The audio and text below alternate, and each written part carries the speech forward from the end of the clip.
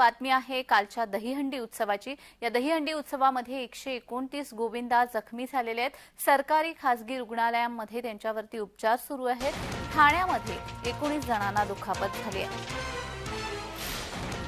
तर दहीहंडी उत्सवामध्ये मानवी मनोरे रचत असताना कोणतेही सुरक्षेची काळजी घेतली नसल्यामुळे हे 129 गोविंदा जखमी झालेले आहेत। ठाण्यामध्ये 19 जणांना दुखापत झालेली आहे।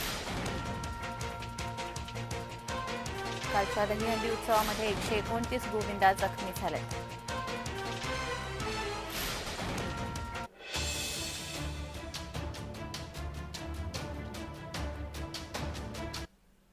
तर या संदर्भात पाहूयात अधिकची माहिती।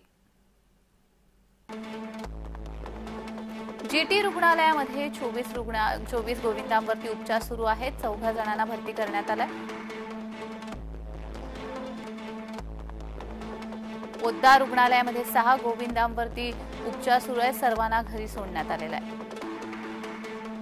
केईएम रुग्णालयामध्ये 19 जणांवरती उपचार सुरू आहेत। 5 जणांना भरती करून ठेवलेला आहे, मात्र दोघे त्यामधले गंभीर आहेत। नायर रुग्णालयामध्ये 8 जणांवरती उपचार सुरू आहेत। 1 जणांना भरती करून घेण्यात आलेला आहे। शिव रुग्णालयामध्ये 11 जणांवर उपचार करण्यात आले। सर्वांना घरी सोडलाय। कुपर रुग्णालयामध्ये एकावरती उपचार सुरू आहेत।